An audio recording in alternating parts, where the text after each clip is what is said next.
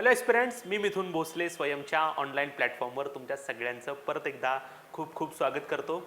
मे 2023 मधला आज आपण एक नवीन टॉपिक सुरू करतोय, तो म्हणजे आंतरराष्ट्रीय. टॉपिक थोडा मोठा आहे म्हणून आपण त्याचे दोन भाग केलेले आहेत, 1 आणि 2. सो आज आपलं आंतरराष्ट्रीय सेक्शनमधलं पहिलं लेक्चर त्या ठिकाणी आहे. सुरू करूया आजचं आपलं एक्साइटिंग लेक्चर.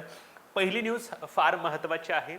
8 सप्टेंबर 2022 रोजी ब्रिटनच्या राणी एलिझाबेथ II यांचं निधन झालं. ज्या दिवशी त्यांचा मृत्यू झाला अगदी त्याच दिवशी त्यांचे ज्येष्ठ सुपुत्र चार्ल्स तिसरे हे ब्रिटनचे राजे म्हणून घोषित करण्यात आले, परंतु त्यांचा राज्याभिषेक जो आहे तो मे महिन्यामध्ये त्या ठिकाणी पार पडलेला आहे. त्यामुळं ब्रिटनला एक नवीन राजे त्या ठिकाणी भेटलेले आहेत. त्यांच्या संदर्भानं आपण बऱ्याच गोष्टी त्या ठिकाणी बघणार आहोत. ओके, सो प्रश्न साधा सिंपल विचारला जाऊ शकतो की खालीपैकी कोणत्या व्यक्तीची ब्रिटनचे नवीन राजे म्हणून त्या ठिकाणी राज्याभिषेक करण्यात आलेला आहे? तर त्यांचं नाव आहे चार्ल्स तिसरे. लक्षात ठेवा, हे तिसरे, दुसरे, चौथे आयोग असा तुम्हाला प्रश्न विचारू शकता. सो चार्ल्स तिसरे हे ब्रिटनचे नवीन राजे त्या ठिकाणी झालेले आहेत. 6 मे 2023 रोजी त्यांचा राज्याभिषेक झाला. वेस्टमिन्स्टर ॲबे लंडन या ठिकाणी जे ठिकाण आहे त्या ठिकाणी त्यांचा राज्याभिषेक झालेला आहे. त्यांच्या पत्नी म्हणजेच कॅमिला पार्कर यांचा राणी म्हणून त्या ठिकाणी राज्याभिषेक झालेला आहे. सो हे पण माहीत असू द्या, हे त्या ठिकाणी हे रॉयल कपल आहे जे आहेत. इथं तुम्हाला दिसता येईल की चार्ल्स तिसरे आहेत आणि त्यांच्या पत्नी कॅमिला पार्कर त्या ठिकाणी ब्रिटनच्या राणी त्या ठिकाणी झालेल्या आहेत. त्यांच्या परंपरेनुसार त्या ठिकाणी राणी आणि राजाचा त्या ठिकाणी राज्याभिषेक होतो तेव्हा त्यांचा प्रतिकात्मक पुनर्विवाह देखील त्या ठिकाणी केला जातो. परत एकदा राजा राणीचा एक सिंबल म्हणून त्या ठिकाणी पुनर्विवाह केला जातो. दुसरी महत्त्वाची गोष्ट की ब्रिटनमध्ये 70 वर्षानंतर अशा प्रकारचा ब्रिटनच्या राजा किंवा राणीचा राज्याभिषेक पार पडलेला आहे. याच्यापूर्वी चार्ल्स तिसरे यांच्या आई राणी एलिझाबेथ II यांचा 2 जून 1953 रोजी त्या ठिकाणी काय झालेला होता, त्या ठिकाणी राज्याभिषेक झाला होता. याचा अर्थ 70 वर्षानंतर, हा पण बीट त्या ठिकाणी महत्त्वाचा आहे कारण फार दिवसानंतर ब्रिटनमध्ये अशा प्रकारच्या राज्याभिषेकाचा समारंभ त्या ठिकाणी झालेला आहे. ओके, यस, राज्याभिषेकाचा सोहळा ज्या दगडावर बसून पार पडतो, एक ऐतिहासिक आणि पारंपरिक दगड आहे, त्याच दगडावरती नवीन राजा किंवा राणीला बसवलं जातं आणि त्या ठिकाणी त्यांचा राज्याभिषेक पार पडतो. त्याचं नाव आहे स्टोन ऑफ स्कोन किंवा स्टोन ऑफ डेस्टिनी, दोन्ही नावानं त्या ठिकाणी ओळखलं जातं. Okay, yes. नंतर जे काही धार्मिक विधी परंपरा आहेत त्या पार पडल्यानंतर तिथले जे काही आर्च बिशप आहेत, म्हणजे तिथले काही धर्मगुरू आहेत, त्यांचं नाव आहे जस्टिन वेल्बी, यांनी त्यांना चार्ल्स तिसरे यांना 360 वर्षाचा जुना असलेला सेंट एडवर्ड क्राऊन त्या ठिकाणी परिधान केला. म्हणजे जे काही राजा म्हणून परिधान केला जाणारा सेंट एडवर्ड्स नावाचा जो काही राजमुकुट आहे, तो राजमुकुट राजे चार्ल्स तिसरे यांना कोणी परिधान केला, तर कॅटरबरीचे आर्च बिशप, म्हणजे एक धर्मगुरूचं नाव त्या ठिकाणी आहे जस्टिन वेल्बी. जस्टिन वेल्बी यांनी त्यांना हा जो काही क्राऊन आहे तो परिधान केलेला होता. धार्मिक ग्रंथाचं वाचन ऋषी सुनक यांनी केलं, जे ब्रिटनचे सध्याचे पंतप्रधान आहेत.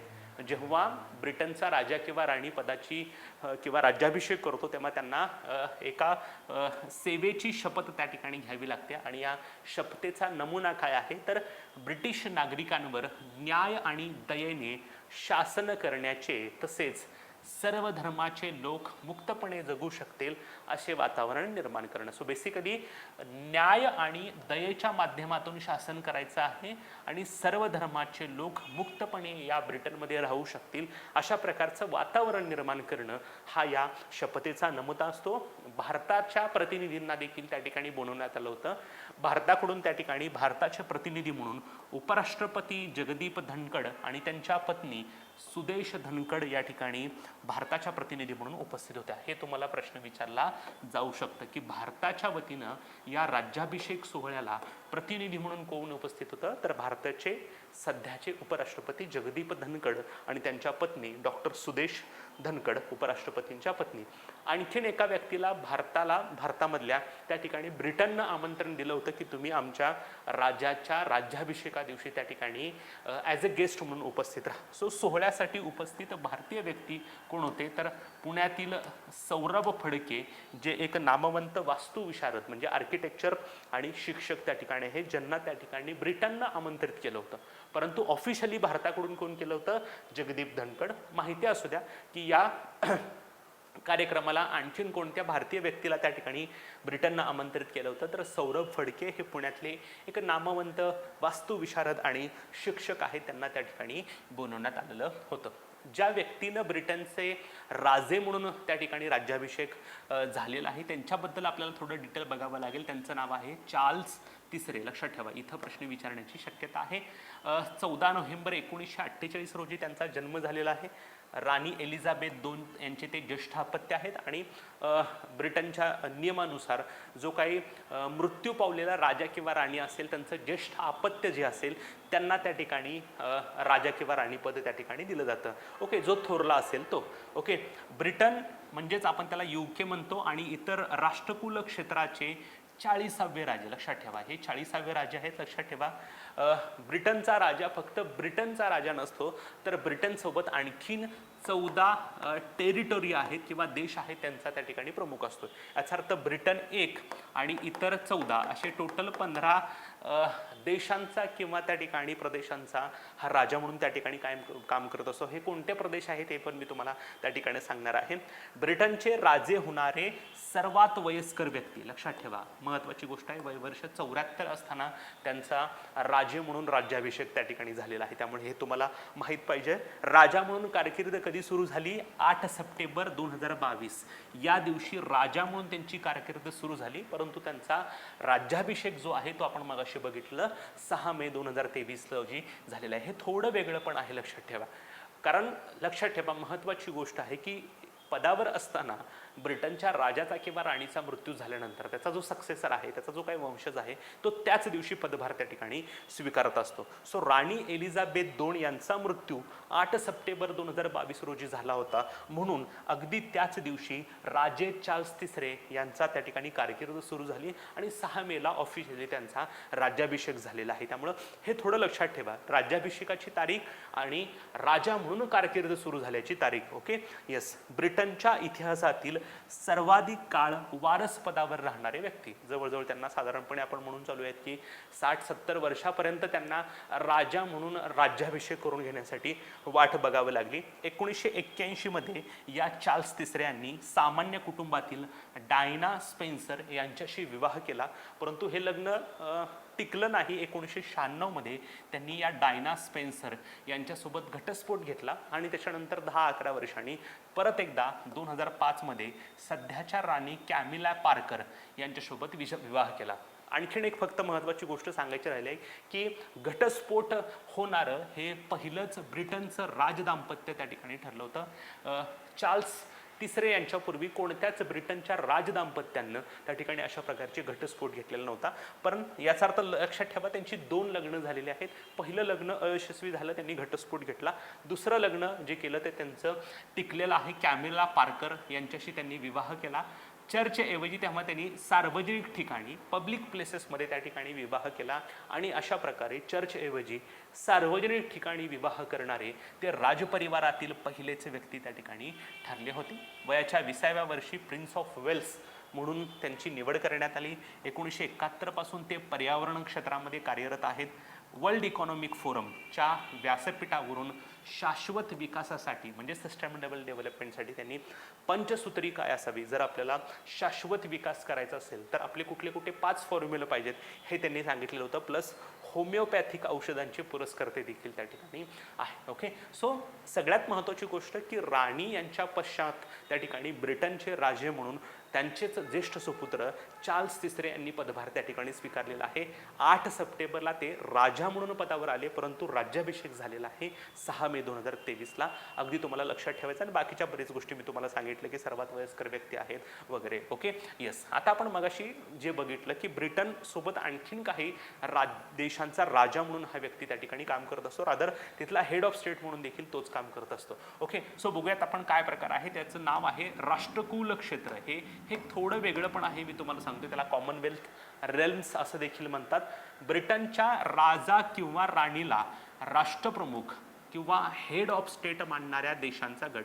लक्षात ठेवा, जर तुम्हाला विथ रेफरन्स टू GS विचारलं तर राष्ट्रकुल क्षेत्र किंवा कॉमनवेल्थ रेल्म्स म्हणजे काय, तर ब्रिटनचा जो काय राजा किंवा राणी आहे त्यालाच त्या ठिकाणी हेड ऑफ स्टेट म्हणतात. असे किती राज्य आहेत, तर 15 देश आहेत इन्क्लुडिंग ब्रिटन.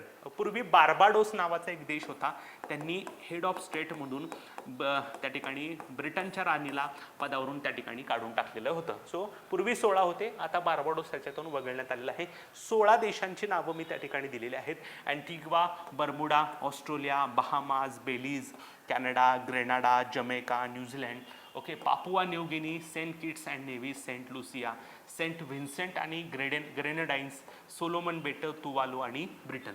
याचा अर्थ लक्षात ठेवा, ब्रिटन आणि इतर 14 देशांचा हेड ऑफ स्टेट म्हणून हा ब्रिटनचा राजा किंवा राणी त्या ठिकाणी काम करत असते. त्यांनाच आपण कॉमनवेल्थ रेल्म्स असं देखील त्या ठिकाणी म्हणत असतो. Okay, yes. नेक्स्ट बघू पुढची महत्त्वाची न्यूज काय आहे. तर जसं आपल्या भारतामध्ये 26 जानेवारीला कर्तव्यपथावर त्या ठिकाणी परेडचं आयोजन केलं जातं, तसंच आणखीन एका देशामध्ये एका गोष्टीच्या निमित्तानं परेडचं आयोजन केलं जातं. त्याला म्हटलं जातं बॅसिल डे परेड. आणि हा बॅसिल डे परेड कुठं आयोजित केला जातो, तर फ्रान्समध्ये. आणि या परेडच्या दिवशी दुसऱ्या देशाच्या राष्ट्रप्रमुखांना, राष्ट्राध्यक्षांना किंवा पंतप्रधानांना आमंत्रित केलं जातं. तर यावर्षी सन्मानाची गोष्ट ही आहे की फ्रान्सनं यंदाच्या बॅसिल डे परेडसाठी भारताच्या पंतप्रधानांना म्हणजेच नरेंद्र मोदी यांना आमंत्रित त्या ठिकाणी केलेलं आहे. सो महत्त्वाची गोष्ट आहे. याला कारण पण हेच आहे की भारत आणि फ्रान्स यांच्या स्ट्रॅटेजिक पार्टनरशिपला 25 वर्ष पूर्ण झालेली आहेत. म्हणून अशा प्रकारे फ्रान्सनं नरेंद्र मोदींना बॅसिल डे परेडसाठी निमंत्रण त्या ठिकाणी दिलेलं आहे. बॅसिल डे नावाचा एक तुरुंग होता. फ्रेंच राज्यक्रांतीच्या वेळेला क्रांतिकारकांनी या तुरुंगावर हल्ला त्या ठिकाणी केला होता आणि हे तुरुंग ताब्यात घेतलं होतं. आणि हा फ्रेंच राज्यकर्तेचा एक टर्निंग पॉईंट ठरला होता. म्हणून ह्या बॅसिल डे परेडचं दरवर्षी आयोजन त्या ठिकाणी केलं जातं. सो दोन्ही अँगलने प्रश्न विचारला जाऊ शकतो, मी तुम्हाला सांगतो. एक, बॅसिल डे परेड नावाचं त्या ठिकाणी समारंभ जो आहे तो कोणत्या देशामध्ये ऑर्गनाईज केला जातं, तर तो देश आहे फ्रान्स.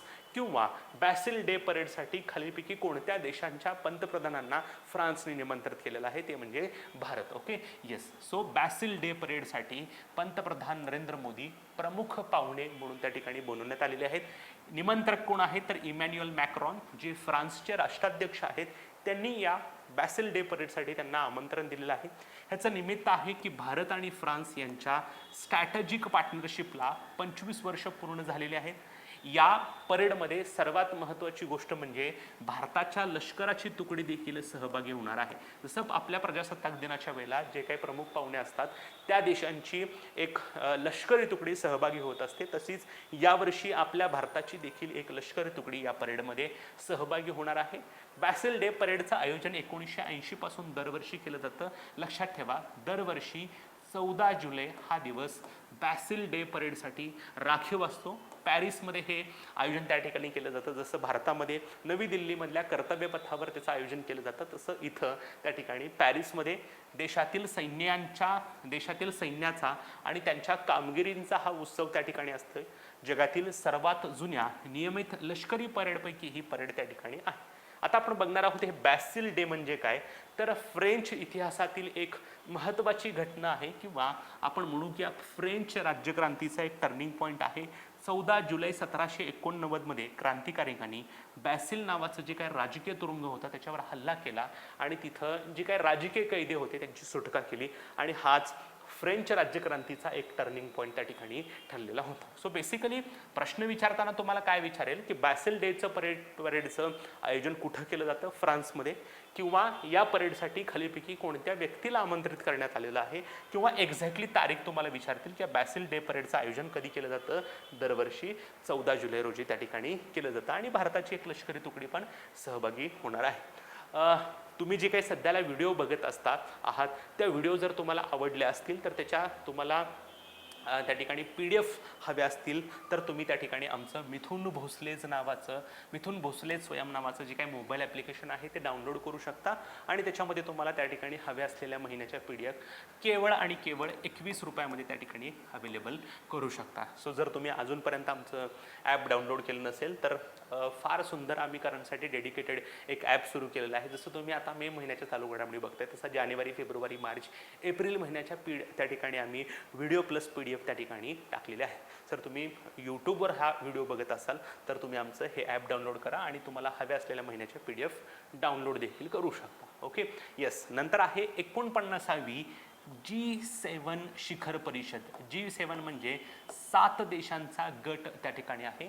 2023ची परिषद जी आहे ती महत्त्वाच्या एका ठिकाणी ऑर्गनाईज करण्यात आली होती आणि ते ठिकाण इतिहासामध्ये एक नावाजलेलं ठिकाण आहे ते म्हणजे हिरोशिमा आणि नागासाकी या 2 शहरांमध्ये त्या ठिकाणी अमेरिकेनं अणुबॉम्बचे हल्ले केले होते आणि त्या ठिकाणी दुसऱ्या महायुद्धाची सांगता त्या ठिकाणी झाली होती. 6 ऑगस्ट 1945ला याच हिरोशिमावरती अमेरिकेनं अणुबॉम्ब त्या ठिकाणी टाकलेला होता. सो G7 शिखर परिषदेचं आयोजन यावर्षी हिरोशिमा जपान या ठिकाणी करण्यात आलं. तुम्हाला इथंच प्रश्न विचारण्याची शक्यता आहे. भारताचे प्रतिनिधी त्या ठिकाणी होते पंतप्रधान नरेंद्र मोदी. पण सगळ्यात महत्त्वाची गोष्ट की भारत हा G7 संघटनेचा सदस्य नाही परंतु आमंत्रित देश म्हणून उपस्थित होता. मागच्या वर्षी देखील बर्लिनमध्ये जेव्हा ही परिषद आयोजित करण्यात आली होती तेव्हा देखील भारत या ठिकाणी आमंत्रित होता. त्यामुळे प्रश्न विचारला जाऊ शकतो की खालील विधाने लक्षात घ्या. G7 परिषदेचं आयोजन हिरोशिमा या ठिकाणी करण्यात आलं आणि दुसरं वाक्य असू शकतं की भारत हा G7चा सदस्य राष्ट्र आहे. सो भारत हा G7चा सदस्य राष्ट्र नाही परंतु एक आमंत्रित देश, इन्व्हिटी कंट्रीज म्हणून त्या ठिकाणी उपस्थित होता. या परिषदेदरम्यान सगळ्यात महत्त्वाची गोष्ट की पंतप्रधान नरेंद्र मोदी आणि युद्धग्रस्त युक्रेनचे अध्यक्ष व्लोदिमीर झेलेन्स्की यांची पहिल्यांदाच भेट त्या ठिकाणी झाली.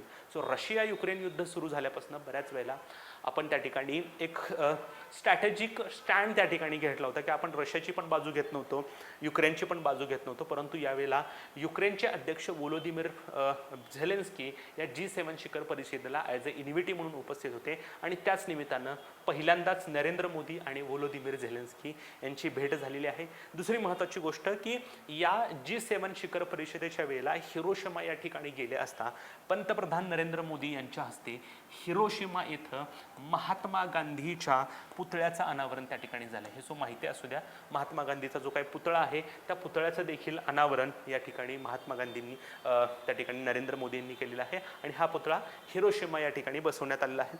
दुसरी महत्त्वाची गोष्ट G7 देशांचे जे काही नेते आहेत आणि पंतप्रधान नरेंद्र मोदी यांनी हिरोशिमा शांतता स्मारक संग्रहालयाला त्या ठिकाणी भेट दिली. हिरोशिमाच्या अणुबॉम्बच्या हल्ल्यावेळेला जे काही त्या ठिकाणी जपानचे नागरिक मृत्युमुखी पडले त्यांच्या स्मरणार्थ अशा प्रकारचे एक स्मारक संग्रहालय उभा करण्यात आलेलं आहे. त्याला देखील मोदींनी त्या ठिकाणी भेट दिली. सो एक G7चा आम्हाला त्या ठिकाणी एक फोटोग्राफ्स मिळाला होता. त्याच्यामध्ये हे सांगितलेलं आहे की G7 ही एक फॉर्मल इन्स्टिट्यूट नाही, त्यामुळे तिला एक स्वतःचं चार्टर पण नाही आणि सिक्रेटरीएट पण त्या ठिकाणी नाही. त्यामुळे G7 ही अशी संघटना आहे ज्या संघटनेला कोणत्याही प्रकारचं सचिवालय नाही. दुसरी महत्त्वाची गोष्ट G7 च्या परिषदेमध्ये जे काही डिसिजन्स घेतले जातात ते डिसिजन कोणत्याही सदस्य देशांवर त्या ठिकाणी बंधनकारक नाही आहे. So the decisions made by the G7 are not legally binding but given the economic and political influence of G7 members. लक्षात ठेवा, याचा अर्थ G7 परिषदेमध्ये जे काही महत्त्वपूर्ण निर्णय घेतले जातात ते कोणत्याही सदस्य देशांवरती लिगली बाइंडिंग नाही आहेत. आणि दुसरी महत्त्वाची गोष्ट ही एक फॉर्मल इन्स्टिट्यूशन म्हणून काम करत नाही कारण या संस्थेला कोणत्याही प्रकारचं सचिवालय किंवा मुख्यालय त्या ठिकाणी नाही. Okay, so what is G7? G7ची स्थापना 25 मार्च 1976 मध्ये वॉशिंग्टन DC या ठिकाणी त्या ठिकाणी झालेली आहे. माहिती असू द्या कुठले कुठले देश आहेत, त्यासाठी 2 गट करायचे आहेत बघा. अमेरिका, ब्रिटन, फ्रान्स जो दुसऱ्या महायुद्धातला एक गट त्या ठिकाणी होता, आणि जपान, जर्मनी, इटली हा एक महत्त्वाचा गट होता, आणि नंतर त्याच्यामध्ये कॅनडा ॲड झाला. सो 2 गट लक्षात ठेवा. अमेरिका, ब्रिटन, फ्रान्स एका बाजूला, जपान, जर्मनी, इटली एका बाजूला, आणि कॅनडा, असे टोटल 7 देशांचा हा G7 त्या ठिकाणी ग्रुप आहे. परिषदांना दरवर्षी युरोपियन युनियनचे काही नेते उपस्थित राहतात. हा देश, ही संघटना पूर्वी G8 या नावानं ओळखली जायची, परंतु 2014 मध्ये रशियाची मेंबरशिप या संघटनेतून काढून टाकण्यात आली, म्हणून त्याला G7 असं म्हटलं जातं. सो सदस्यत्व काढून घेण्यात आलेला देश रशिया. 2014 मध्ये रशियानं जेव्हा क्रिमियावर ताबा घेतला, तेव्हा क्रिमियाच्या मुद्द्यावरून G7 राष्ट्रांनी रशियानं आपल्या त्या ठिकाणी G7 मधून बाहेर काढलं होतं. 2022 ची परिषद त्या ठिकाणी बर्लिन, जर्मनी या ठिकाणी होणार आहे. येस, आलं लक्षात सगळ्यांना. चलो पुढचं. नंतर आणखीन एक अशीच महत्त्वाची परिषद आहे, ती म्हणजे क्वाड शिखर परिषद. क्वाड म्हणजे quadrilateral security dialogue. America, Japan, Australia आणि भारत या 4 देशांचा हा गट त्या ठिकाणी आहे. सो ही क्वाड शिखर परिषद 2023 आहे. ती पण कुठं पार पडली, तर ती पण हिरोशिमालाच पार पडली. याचा अर्थ G7 प्लस क्वाडची जी काही 2023 ची परिषद झालेली आहे, ती हिरोशिमा याच ठिकाणी झालेली आहे. ॲक्च्युली ही परिषद होणार होती सिडनी, ऑस्ट्रेलियाला, परंतु ही परिषद या ठिकाणी न होता नंतर या परिषदेचं आयोजन हिरोशिमा या ठिकाणी करण्यात आलं. त्यामुळे लक्षात ठेवायला आपल्याला सोपं आहे. G7 आणि ऑस्ट्रेलियाची जी काही G7 आणि क्वाडची जी काही शिखर परिषद आहे ती एकाच ठिकाणी म्हणजे हिरोशिमामध्ये झालेली होती. पंतप्रधान नरेंद्र मोदी, अमेरिकेचे राष्ट्राध्यक्ष जो बायडन, ऑस्ट्रेलियाचे पंतप्रधान अँथनी अल्बानीज आणि जपानचे पंतप्रधान फुमिओ किशिदा हे त्या देशांचे प्रतिनिधी म्हणून त्या ठिकाणी उपस्थित होते. कारण हा जी संघटना आहे ती या 4 देशांची म्हणून त्या ठिकाणी आहे. एकदा आयोगाने प्रश्न पण विचारलेला आहे की क्वाड गटामध्ये कोणकोणत्या देशांचा समावेश होतो. भारत, अमेरिका, ऑस्ट्रेलिया आणि जपान. आगामी परिषद ही आपल्यासाठी महत्त्वाची आहे, म्हणजे 2024 ची जी क्वाड परिषद आहे ती आपल्या भारतामध्ये त्या ठिकाणी होणार आहे. हे पण तुम्हाला थोडं माहिती असू द्या. Okay, yes. क्वाड म्हणजे काय, तर क्वाड्रिलॅटरल सिक्युरिटी डायलॉग. आता ह्याला क्वाड्रिलॅटरल का म्हणायचं, तर क्वाड्रिलॅटरल हा एका चौकोनाचा प्रकार आहे बघा.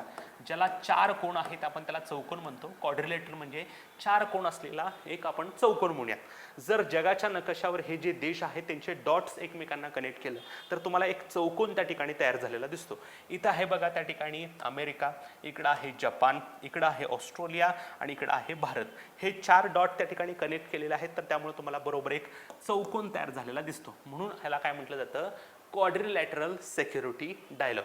टोटल 4 देश आहेत मी तुम्हाला सांगितल्याप्रमाणे, अमेरिका, भारत, जपान आणि ऑस्ट्रेलिया. 2004 मध्ये जेव्हा सुनामी आली होती, त्या सुनामी नंतर हे जे काही 4 देश आहेत त्या 4 देशांनी एकत्रित मिळून एकमेकांना सहाय्य केलं होतं, आणि याच मदत कार्यातून त्या ठिकाणी जपानचे तत्कालीन पंतप्रधान शिंझो आबे जे आहेत त्यांना या क्वाडची संकल्पना त्या ठिकाणी सुचलेली होती. शिंझो आबे यांचं मागच्या वर्षी निधन त्या ठिकाणी झालं, ज्यांना फाउंडर त्या ठिकाणी म्हटलं जातं. सगळ्यात संकल्पना पहिल्यांदा कोणाला सुचली, तर जपानचे तत्कालीन पंतप्रधान शिंझो आबे यांना या क्वाड गटाची संकल्पना त्या ठिकाणी सुचलेली होती. पहिल्यांदा स्थापना झाली. जर तुम्ही विकिपीडियाला सर्च केला तर तुम्हाला असंच दिसेल, एस्टॅब्लिशमेंट 2007 अँड रिएस्टॅब्लिशमेंट नोव्हेंबर 2017.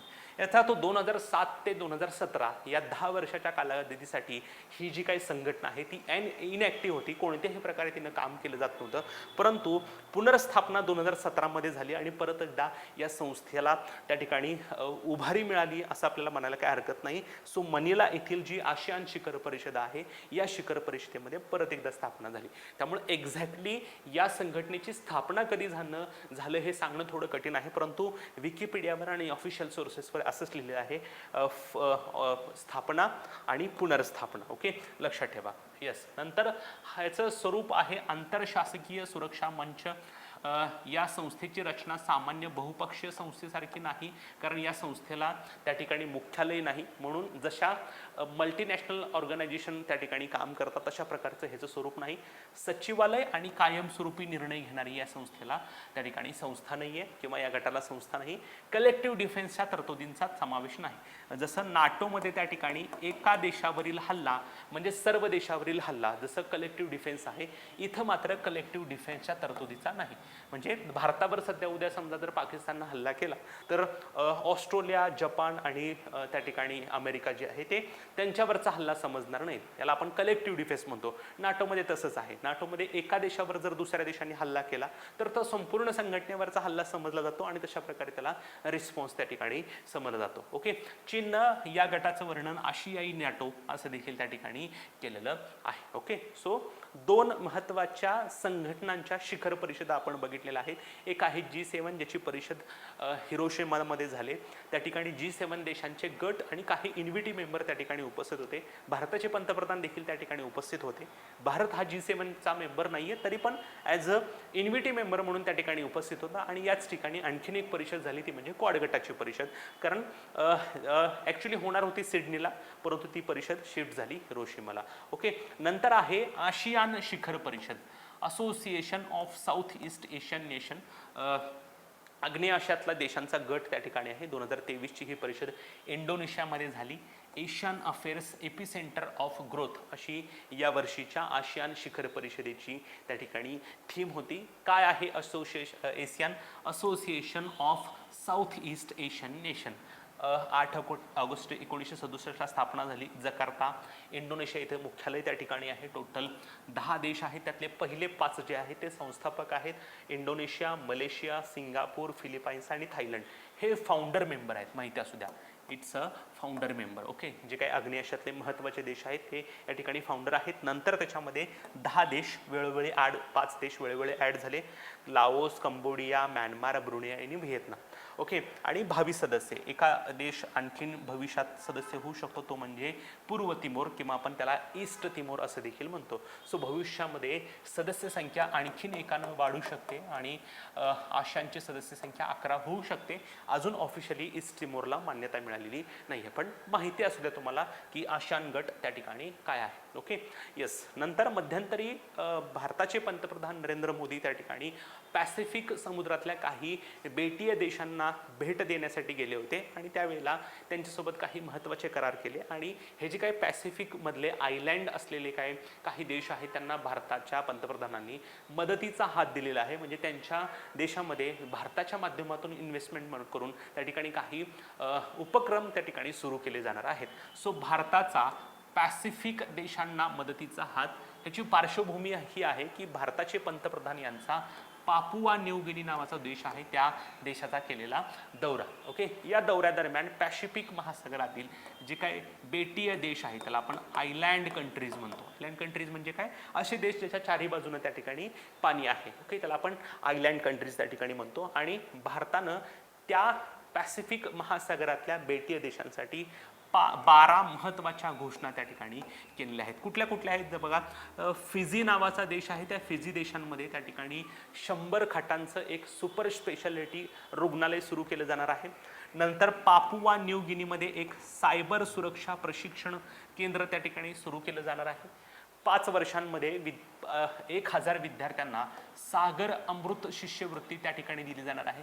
भारताच्या स्वातंत्र्याचा अमृत महोत्सवी म्हणजे 75वं वर्ष आहे म्हणून त्याला सागर अमृत शिष्यवृत्ती त्या ठिकाणी म्हणतो. नंतर पापुआ न्यू गिनीमध्ये जयपूर फूट शिबिराचं आयोजन. जयपूर फूट काय आहे तर आर्टिफिशियल पाय बनवणारी एक कंपनी त्या ठिकाणी आहे. त्यांनी बनवलेला जो काही प्रोडक्ट आहे त्याला जयपूर फूट म्हटलं जातं. त्याच्या शिबिराचं आयोजन केलं जाणार. नंतर जे काही सरकारी इमारती आहेत त्याच्यावरती सोलार प्रकल्प त्या ठिकाणी बसवले जाणार आहेत. पिण्याच्या पाण्यासाठी जलशुद्धीकरण प्रकल्प असणार आहे. नंतर हे जे काही पॅसिफिक महासागरातले सर्व बेटीय देश आहेत तिथं लघु उद्योग विकास प्रकल्पांना प्रोत्साहन त्या ठिकाणी दिलं जाणार आहे. नंतर सागरामध्ये काही ॲक्सिडेंट जर झाले तर तिथल्या रुग्णांना मदत करण्यासाठी सागरी रुग्णवाहिका त्या ठिकाणी प्रोव्हाइड केले जाणार आहेत. किडनी फेल झाल्यानंतर जे काही डायलिसिस त्या ठिकाणी केलं जातं, त्यासाठी डायलिसिस केंद्राची उभारणी, नंतर जनऔषधी केंद्रांची उभारणी म्हणजे स्वस्त दरामध्ये नागरिकांना जेनेरिक औषधं उपलब्ध करून देण्यासाठी भारत सरकारची जशी पंतप्रधान जनऔषधी परियोजना आहे तशाच प्रकारे तिथल्या लोकांना स्वस्त दरामध्ये त्या ठिकाणी औषधं उपलब्ध व्हावेत म्हणून जनऔषधी केंद्र. नंतर योग हा एक अल्टिमेटली माणूस आनंदी राहण्याचा किंवा दीर्घायुष्य राहण्याचा एक सोर्स आहे. सो योगा केंद्राची निर्मिती त्या ठिकाणी केली जाणार आहे आणि आपत्कालीन परिस्थितीमध्ये 24 तास सेवा उपलब्ध करून देण्यासाठी मदत केंद्र उभा केलं जाणार आहे. सो बेसिकली आयोग प्रश्न विचारताना तुम्हाला हाच विचारू शकतो की खालीपैकी कोणत्या देशांसाठी भारतानं त्या ठिकाणी 12 महत्त्वाच्या योजनांची घोषणा त्या ठिकाणी केलेली आहे. तर ते आहेत पॅसिफिक बेट, बेसिकली त्याच्यामध्ये फिजी आहे, पापुआ न्यू गिनी आहे, बरेच देश त्याच्यामध्ये आहेत. ओके, येस, चलो. तुम्हाला जर आमचे यूट्यूबचे व्हिडिओज आवडत असतील तर मला असं वाटतं की तुम्ही एक लाईक त्या ठिकाणी केलंच पाहिजे, प्लस तुम्ही आमच्याबद्दल 4 शब्द जे आहे ते कमेंट बॉक्समध्ये टाकले पाहिजेत, प्लस तुमच्या मित्रमैत्रिणींना देखील अशा प्रकारच्या सुंदर कोर्सबद्दल तुम्ही नक्कीच त्या ठिकाणी शेअर केलं पाहिजे. सो तुमचे लाईक्स, कमेंट आणि शेअरिंग जे आहे ते आमच्यासाठी फार महत्त्वाचं आहे. तुमच्या या कृतीच्या माध्यमातून आम्हाला थोडं आणखीन प्रोत्साहन त्या ठिकाणी मिळणार आहे. Okay, yes. नंतर एक महत्त्वाची गोष्ट आहे जी अतिशय चॅलेंजिंग गोष्ट आहे. ती चॅलेंजिंग गोष्ट भारतातल्या एका महत्त्वाच्या व्यक्तीनं पार केलेली आहे. त्या चॅलेंजिंग गोष्टीचं किंवा शर्यतीचं नाव आहे गोल्डन ग्लोब. आता हे गोल्डन ग्लोब काय आहे तर ही अशी एक सागरी परिक्रमा शर्यत आहे ज्याच्यामध्ये कोणत्याही प्रकारे अत्याधुनिक बोटिंगचा वापर न करता केवळ आणि केवळ शिडाच्या नौकेच्या माध्यमातून तुम्हाला सागर परिक्रमा त्या ठिकाणी करायची आहे आणि जवळजवळ 200 ते 250 दिवसापर्यंत याला प्रवास करावा लागतो. तुमच्यासोबत कोणच नसतं, फक्त एक शिडाची नौका तुमच्यासोबत असते आणि हे एक रेस आहे. एका ठिकाणाहून सुरू होते आणि त्याच ठिकाणी ती संपते आणि या शर्यतीमध्ये भारताचे जे काही अभिलाष टॉमी आहेत त्यांना 2रा क्रमांक मिळालेला आहे. सो प्रश्न विचारला जाऊ शकतो की गोल्डन ग्लोब शर्यत पूर्ण करणारे पहिले आशियाई किंवा भारतीय व्यक्ती कोण आहेत तर त्यांचं नाव आहे अभिलाष टॉमी. लक्षात ठेवा, हे एक निवृत्त कमांडर आहेत, म्हणजे भारताच्या नौदलातून त्या ठिकाणी निवृत्त झालेले हे अधिकारी आहेत. एक महत्त्वाची गोष्ट की बाबा कसं असतं बघा की आयुष्यामध्ये आपण गिव्हअप नाही केलं पाहिजे, हे तुमच्या माझ्यासाठी अशा गोष्टीतून खूप त्या ठिकाणी लागू होतं. मागच्या वेळेला देखील हे जे काय अभिलाष टॉमी जे आहेत ते गोल्डन ग्लोब रेसमध्ये सहभागी झाले होते, परंतु अचानक त्यांची नौका जी आहे ती समुद्रामध्ये भरकटली आणि त्याच्यासाठी गव्हर्नमेंटनं खूप दिवस रेस्क्यू ऑपरेशन राबवलं आणि हे रेस्क्यू ऑपरेशन जेव्हा राबवलं तेव्हा त्यांना लक्षात आलं की अभिलाष टॉमी यांना फार मोठ्या प्रमाणात इंजुरी झालेली आहे. अभिलाष टॉमी यांना रेस्क्यू करून आपल्या देशामध्ये आणण्यात आलं, त्यांच्यावर आवश्यक उपचार करण्यात आले. 2 वर्षानंतर परत त्यांनी याच्यावर काम केलं, कष्ट केले, याच्यातून ते बाहेर आले आणि परत एकदा त्या ठिकाणी या शर्यतीमध्ये सहभागी झाले. तुम्ही जर ह्या शर्यतीचा विचार कराल तर 236 दिवस या माणसानं समुद्रामध्ये काढलेले आहेत. आपण एका ठिकाणाहून दुसऱ्या ठिकाणी जेव्हा बसमधून प्रवास करतो तेव्हा देखील आपल्याला फार काळजी वाटते, एखाद्या वेळेला बस चुकली असेल किंवा बस काही थांबली वगैरे असेल तर इथं भर समुद्रात तुम्हाला मदतीला कोणच नाही आहे. जिथं बघाल तिकडं अथांग समुद्र दिसतोय आणि या अथांग समुद्रामध्ये स्वतःची मेंटल ॲबिलिटी टिकवून, शारीरिक क्षमता टिकवून त्या ठिकाणी हा प्रवास करणं आणि ही शर्यत पूर्ण करणंच मुळात फार चॅलेंजिंग गोष्ट आहे. एकूण 16 स्पर्धक या सहभागी झाले होते आणि शेवटी 2च लोकांनी ही स्पर्धा त्या ठिकाणी पूर्ण केली आहे आणि दुसरे त्या ठिकाणी आहेत अभिलाष टॉमी.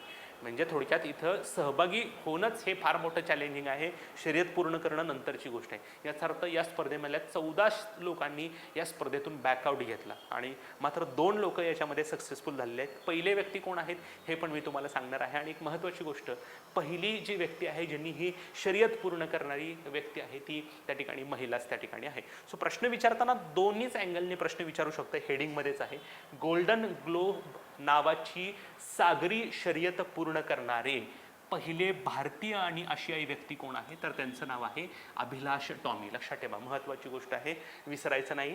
लक्षात ठेवा, यांना ही शर्यत पूर्ण करण्यासाठी किती दिवस लागले तर 236 दिवस 14 तास 46 मिनिट आणि 30 सेकंद. 4 सप्टेंबर 2022 रोजी त्यांनी आपला प्रवास सुरू केला.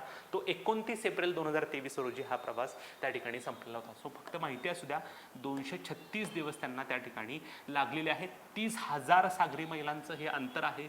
बनायात नावाच्या नौकेतून त्यांनी प्रवास केला आणि सगळ्यात महत्त्वाची गोष्ट, ह्या ज्या काही गोल्डन ग्लोब नावाची जी काही शर्यत आहे त्याच्यामध्ये प्रथम क्रमांक कुणाला मिळालेला आहे, तर कर्स्टन न्यू शाफर. लक्षात ठेवा, कर्स्टन न्यू शाफर ह्या दक्षिण आफ्रिकेच्या आहे. 233 दिवस त्यांना त्या ठिकाणी लागलेले आहेत आणि शर्यत पूर्ण करणारी ही पहिली महिला देखील त्या ठिकाणी ठरलेली आहे. सो माहिती असू द्या, दोन्ही प्रश्न विचारू शकतात की गोल्डन ग्लोब नावाची सागरी शर्यत पूर्ण करणारी किंवा या वर्षीची पहिली व्यक्ती कोण आहे, तर Kirsten Neuschafer. Okay, yes. Golden globe जगातील नौकानयनपटूंची ही एक सर्वात मोठी शर्यत आहे. लेस सॅब्लेस डी ओलोन नावाचं बंदर आहे फ्रान्समधलं, तिथून ही स्पर्धा सुरू होते. स्पर्धकांना अत्याधुनिक संसाधनांचा वापर न करता केवळ शिडाच्या नौकेने, शिडाची नौका म्हणजे काय, अशी बोट असते बघा आणि त्याला त्या ठिकाणी असं काय असतं, एक पडदा लावलेला असतो आणि त्या पडद्याच्या माध्यमातून तुम्ही डिरेक्शनचे समुद्रामध्ये प्रवास करायचा असतो. सो शिडाच्या नौकेने जगप्रदक्षिणा घालून पुन्हा फ्रान्सकडे परतावे लागते. म्हणजे ज्या ठिकाणी ह्या स्पर्धेची सुरुवात केलेली आहे तीच स्पर्धा त्या ठिकाणी त्याच ठिकाणी संपत त्या ठिकाणी असते. सो अशी गोल्डन ग्लोब रेस जी आहे ती अभिलाष टॉमी यांनी पूर्ण केलेली आहे. एकदा त्यांना तेन्झिंग नोर्गे नावाचा राष्ट्रीय साहस पुरस्कार देखील मिळालेला आहे. कुठेतरी लिहून ठेवा तुम्ही, तेन्झिंग नोर्गे राष्ट्रीय साहस पुरस्कार. Okay, yes. सो आता नेहमीप्रमाणे आपण एकदा क्विक रिव्हिजनकडे जाणार आहोत. क्विक रिव्हिजन आपल्यासाठी फार महत्त्वाचे आहेत. ओके, चलो. तर पहिलं आपण बघितलं होतं की ब्रिटनला एक नवीन राजा भेटलेला आहे. त्यांचं नाव आहे ब्रिटनचे राजे चार्ल्स तिसरे. 6 मे 2023 रोजी वेस्टमिन्स्टर ॲबे इथं त्यांचा राज्याभिषेक झालेला आहे. त्यांच्या पत्नी कॅमिला पार्कर यांचा राणी म्हणून राज्याभिषेक झालेला आहे.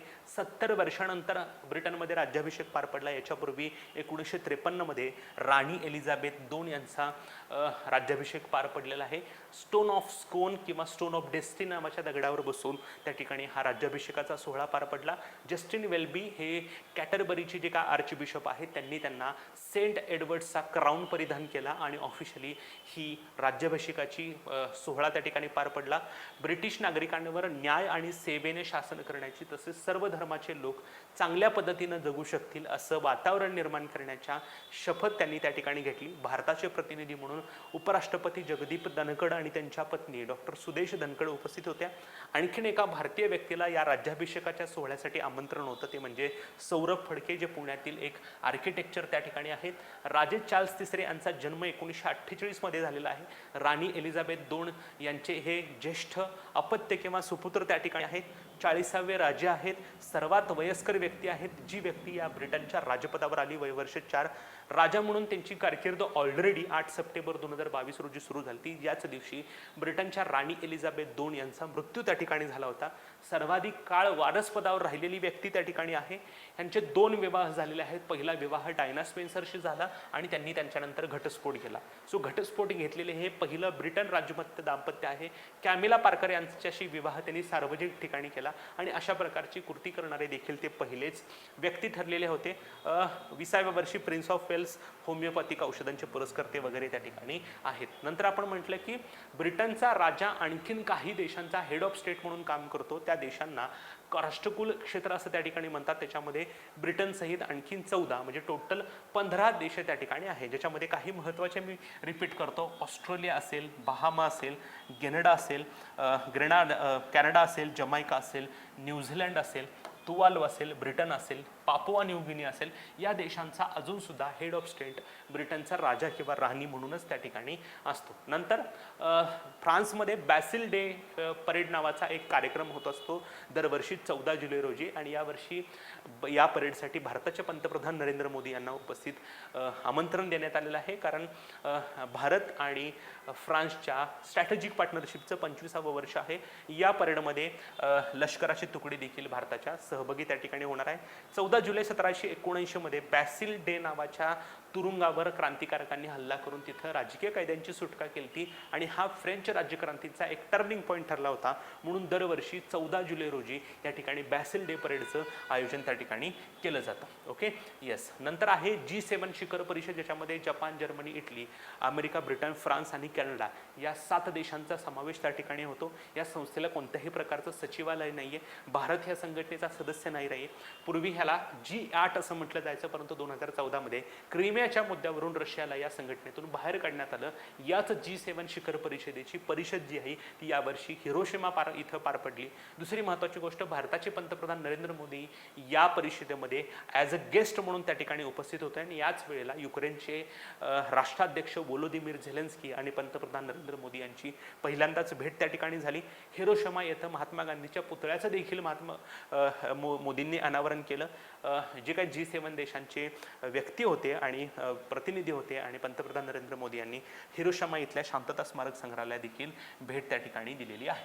नंतर क्वाडची शिखर परिषद पण याच ठिकाणी झालेली आहे. क्वाड म्हणजे quadrilateral security dialogue. America, Australia, Japan आणि भारत या 4 देशांचा गट त्या ठिकाणी आहे. भारताचे पंतप्रधान नरेंद्र मोदी उपस्थित होते.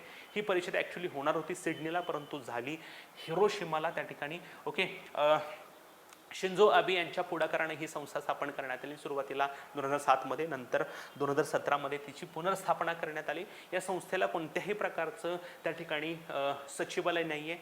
ही कलेक्टिव्ह डिफेन्सच्या माध्यमातून काम त्या ठिकाणी करत नाही. आशियाई नाटो असं चायनाने त्याचं वर्णन त्या ठिकाणी केलेलं आहे. आशियान शिखर परिषद इंडोनेशियामध्ये झाली. ASEAN affairs AP centre of growth असं यावर्षीची त्याची थीम होती. Association of South East Asian नसेल असं त्याचं पूर्ण नाव आहे. 1967 मध्ये या ठिकाणी स्थापना झाली. जकार्ता इथं मुख्यालय आहे. इंडोनेशिया, मलेशिया, सिंगापूर, फिलिपाईन्स आणि थायलंड हे त्याचे 5 फाउंडर मेंबर आहेत. नंतर 5 सदस्य ॲड झाले. भविष्यामध्ये पूर्व तिमोर किंवा ईस्ट तिमोर हा आशियानचा 11वा देश त्या ठिकाणी होऊ शकतो. पंतप्रधान Narendra Modi Papua New guinea आणि फिजी देशाच्या दौऱ्यावर होते तेव्हा त्यांनी पॅसिफिकमधले जे काही आयलँड देश आहेत त्यांना मदत देण्याची घोषणा केलेली आहे, ज्याच्यामध्ये टोटल 12 महत्त्वाच्या घोषणा आहेत. मग त्याच्यामध्ये त्या ठिकाणी सुपर स्पेशालिटी रुग्णालयाची स्थापना असेल, सायबर सुरक्षा प्रशिक्षण केंद्र असेल, शिष्यवृत्तींची घोषणा असेल, जयपूर फूड शिबिराचं आयोजन असेल, सौर प्रकल्प असतील, जलशुद्धीकरण प्रकल्प असतील, रुग्णवाहिकांचा पुरवठा असेल, डायलिसिस केंद्र असतील, जनौषधी केंद्र असतील, बऱ्याच गोष्टी त्या ठिकाणी आहेत. Okay, yes. नंतर गोल्डन ग्लोब नावाची जी काही जगातली सर्वात मोठी सागरी शर्यत आहे ती पूर्ण करणारे अभिलाष टॉमी हे पहिले भारतीय आणि आशियाई व्यक्ती ठरले आहेत. टोटल 236 दिवसामध्ये अशा प्रकारची ही स्पर्धा त्यांनी पार पडलेली आहे. पहिला क्रमांक जो आहे तो कस्टन न्यू शाफर यांचा आहे, ज्या स्वतः दक्षिण आफ्रिकेच्या आहेत आणि अशा प्रकारची शर्यत पूर्ण करणाऱ्या त्या पहिल्या महिला ठरलेल्या आहेत. लेस सॅबलेस डी ओलोन नावाचं जे काही बंदर आहे फ्रान्समधलं, तिथून ही स्पर्धा सुरू होते.